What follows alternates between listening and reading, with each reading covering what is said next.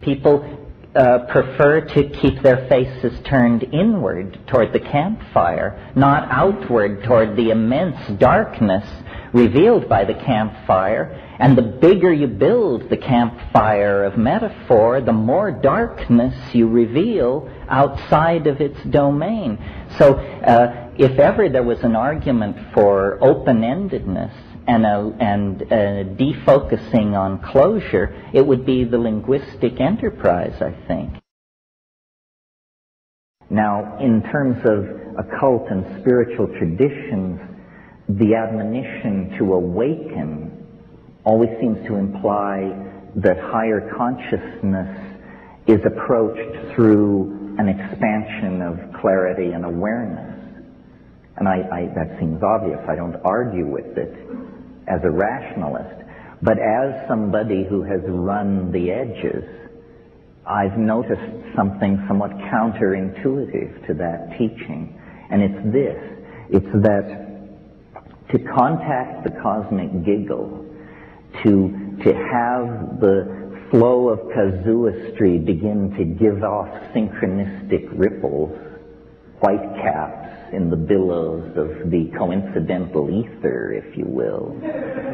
To achieve that, it requires, a precondition is a kind of unconsciousness, a kind of drifting, a certain taking your eye off the ball, a certain assumption that things are simpler than they are, almost always precedes what Mircea Eliade called the rupture of plane, that indicates, that there is an archetypal world, an archetypal power behind profane appearances. It's not the black side. It's not the white side. It's the interface. It's the edge. And I found, by observing sleep, and some of you may recall the motto in Athanasius Kircher's Amphiatrium Sapientium that's chiseled over the alchemist's doorway. I can't do it in Latin, but it says, while sleeping, watch. While sleeping, watch. And I've noticed that while going to sleep,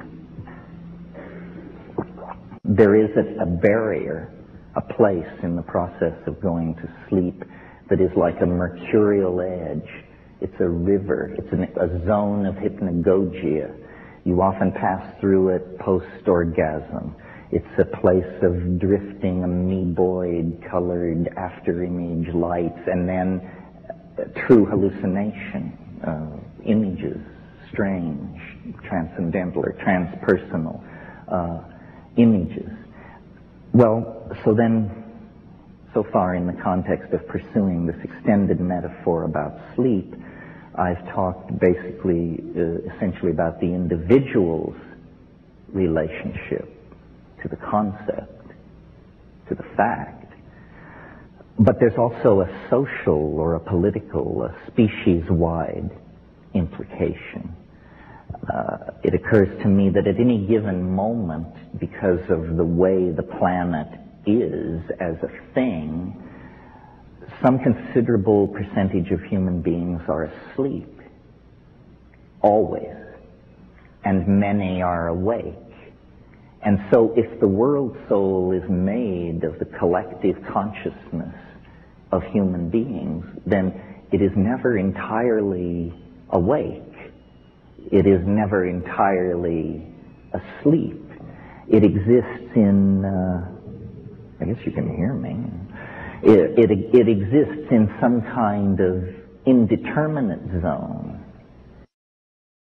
Now, if in fact we exist inside some kind of morphogenetic field that is created by the sum total of human minds on the planet, and if in fact in half or more of those minds at any given moment the rules of the dream hold sway, then it is no surprise that when we make our way into society, or just when we live our lives, there's an eeriness to it. There's a fatedness to it. There's a plottedness to it.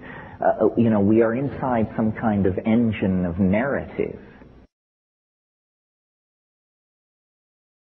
Technology, or the historical momentum of things, is creating such a bewildering social milieu that the monkey mind cannot find a simple story, a simple creation myth or redemption myth to lay over the crazy contradictory patchwork of profane techno-consumerist, post-McLuhanist, electronic, pre-apocalyptic existence. And so into that dimension of anxiety created by this inability to parse reality rushes a bewildering variety of squirrely notions. Epistemological cartoons, if you will, and conspiracy theory, in my humble opinion. I'm somewhat immune to paranoia, so those of you who aren't, gaze in wonder. Conspiracy theory is a kind of epistemological cartoon about reality. I mean, isn't it so simple to believe that things are run by the Greys and that all we have to do is trade sufficient fetal tissue to them and we can solve our technological problems? Or isn't it comforting to believe that the Jews are behind everything, or the Communist Party, or the Catholic Church, or the Masons? Well, these are epistemological cartoons. It's, kindergarten stuff in the art of amateur historiography. I believe that the truth of the matter is far more terrifying. That the real truth that dare not speak itself is that no one is in control. Absolutely no one. You don't understand Monica, you don't understand Netanyahu. It's because nobody is in control. This stuff is ruled by the equations of dynamics and chaos. Now, there may be entities seeking control, the World Bank, the Communist Party, the rich, somebody others, but to seek control is to take enormous aggravation upon yourself. Because this process that is underway will take the control freak by the short and curly and throw them against the wall. It's like trying to control a dream, you see. The global destiny of the species is somehow unfolding with the logic of a dream.